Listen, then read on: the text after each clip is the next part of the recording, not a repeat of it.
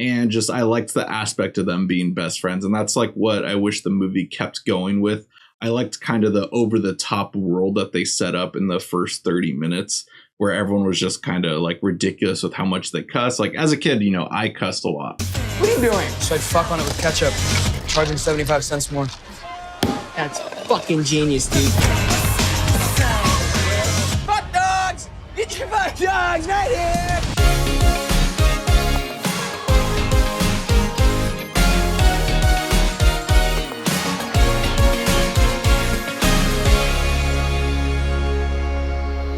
Drive-by movies, you're watching Fresh releases. My name's Blaise. And I am James. And this week we're talking the brand new film, Snack Shack. Give me a fuck dog, kid. You're unbelievable.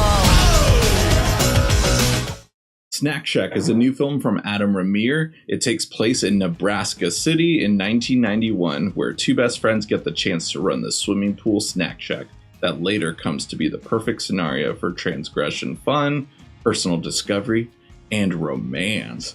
So it's here. We've been talking about it on this show for the last decade. Maybe not this show, but also on our previous shows like Direct Dumpster, Sequeled, you name it. We've talked about how 90s nostalgia is here and it's coming. It still hasn't felt like it's hit yet, but with this movie it really has. But is this my 90s or is this someone else's 90s? It's definitely someone else's 90s. That doesn't mean the movie's bad or anything by any means. But Blaise, what are your thoughts coming out of Snack Shack?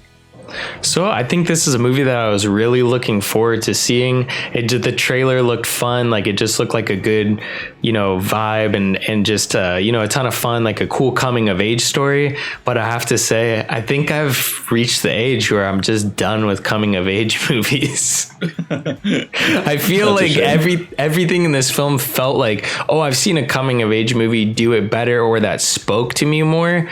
But not necessarily that makes this film bad. It just, this film didn't speak to me in a way that I've seen so many coming of age movies that they all just feel like tropes now, all this like little motions that they go through. And this film especially was going through the motions of just coming of age tropes, just little things that you've seen in so many movies, that for me it didn't hit, but I could understand like a kid seeing this or somebody younger who maybe doesn't have such a deep cinematic backlog and seeing this and being like, oh wow, that movie was really cool, like really spoke to me, reminded me of my childhood, or like really speaking to them. This just wasn't that movie for me. But for me, I'd say like that was Adventureland for me, or some other films along that ilk, maybe even Superbad.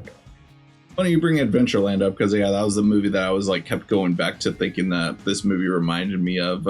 Has a great soundtrack and definitely looks fantastic, and a lot of the performances are great too. And it's not necessarily like a bad script. It's like you said, it's just a lot of stuff that we have seen before. And what made me excited about this movie was the director. Adam's movie that he made before this was Dinner in America, which I just saw for the first time a few weeks ago, and that's honestly now one of my favorite films. My girlfriend's obsessed with it, has been watching it weekly, and I still enjoy watching it every time I come home and see that it's on TV. That movie is very vulgar and gross and like can turn people off away in the first like half hour, but then it's got heart in the last half of the movie, and that's where the movie like kind of won me over. But this movie, it's kind of the opposite. It's a lot more vulgar in the first half, but not nearly as vulgar as Dinner in America. But that's the half that I enjoyed so much more in this movie. I think it's because that's what I was expecting from the movie. So I was cracking up laughing at how smart these kids were, and just like the weird shenanigans that they were getting into, betting themselves and just being little entrepreneurs and stuff. And I really loved the parents within this movie. I thought they needed more sequences because they set them up for some of the funniest moments in the movie in the first 40 minutes, but then they kind of just take a back seat as the plot develops between the love story. And the love story, like, I can see a lot of people relating to, especially if you grew up in the 90s, or maybe if you're a young 18-19-year-old who's interested in film and watching a movie like this. I could see this being possibly your favorite film that you've ever seen, but just kind of lost my interest there, but still some solid stuff, solid performances all around. Yeah, definitely. I think this was like a very coherent movie, obviously, and it was enjoyable at times, but it did feel like it fell too much into tropes and like just into that nostalgia of like basically the glorification of all the cool nostalgia that they had in this film, where at times, yeah, I do remember it did remind me of my snack shack at like my little league back in the day. It definitely reminded me of that, but there was definitely way more going on at this snack shack than in my little league. The most you get is like a slush puppy, or something like that, and a Chico stick, but this film, yeah, definitely, like, it's enjoyable. I would say like people, it'll find its audience. I don't think it's found them yet, because I think it only premiered like in a very limited theatrical run, then dropped on Paramount Plus, and we know how that ship's sailing, and now it's finally on Amazon Prime, and it might find its audience there.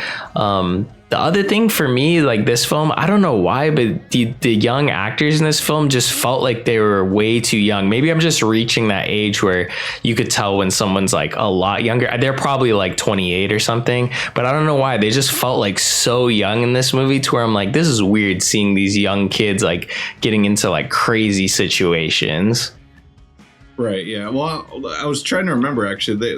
I assume they're like around 14 or so, right? Because they're like going into high school, I believe they said at one point. Yeah. Okay. Gotcha. Because I know Nick Robinson's character is for sure. Whether I know he's like a lot older than them and everything. So yeah, that like kind of threw me off when they introduced them all being friends, and then him bringing them to the party. I was like, wait, how old are these kids again? Because at first, the opening scene, I thought they were on a high school field trip, but whether it was middle school or freshman year of high school, it's besides the point. But yeah, I could see what you're saying with the age differences. Yeah. Yeah, I will say I really did enjoy seeing Gabriel LaBelle, in this role. I thought that both the leads are pretty good. It was cool to see him because he was from the Fabelmans, like it's pretty big role from the Fabelmans, so it was cool to see. Was him? Wow. Yeah. Oh crap. Yeah, I'm just realizing, and dang, he's like, I know he's going to be the star of the upcoming Saturday night movie, the SNL story about their like pilot episode. So good for him. I don't think you could pay me to see that one. I know that's not your thing. I mean, it's not even my thing too, but I know it's going to be an Oscar contender this year, according to the reviews coming out of Fantastic Fest and whatever the Venice Film Festival that I premiered. But good for him though, because he's solid in this movie, and definitely a wide range of variety between the Fabelmans, this movie, as well as that. So, the dynamic between them two, I just wish carried on for a lot more of the movie, because, like all coming to age movies, or all between all main characters of any movie, there's always got to be some kind of turmoil that turns them against each other. And, it happens, relatively earlier in the movie, not before the big fight between them, I guess you could say, but just you already sense animosity pretty quickly. And just, I liked the aspect of them being best friends. And that's like what I wish the movie kept going with. I liked kind of the over-the-top world that they set up in the first 30 minutes, where everyone was just kind of like ridiculous with how much they cuss. Like as a kid, I cussed a lot. I used the F word, more than I should have. But like, I liked that it was a little over the top within the beginning of this movie. And, we kind of lose that aspect though, like earlier on, to set up a different movie. And just, that part of the movie just wasn't for me. It doesn't sound like it was for you as well. Not so much, especially the beginning. I felt like it was just so fast paced that even I was like, dude, my ADD is tripping right now. Like it was just going almost so fast, like the pacing. And probably the film we'll talk about next week is kind of similar in that, where the pacing can be, pretty intense, but I feel like at least the cinematic language in, later film was different and helped balance that. But yeah, like I felt like the writing was kind of like very quick and very fast paced, especially in the beginning, very snappy, got you in. But to keep up with it, yeah, that was maybe a little bit more of a challenge. Yeah. Yeah, so, it's a fun movie, I'd say, overall. It's on Amazon Prime, so that's how we got a chance to check it out. If you have Paramount Plus, kudos. Let us borrow your password so we can watch more things, I guess. I don't think there's anything on there, dude. I don't think there's anything on there.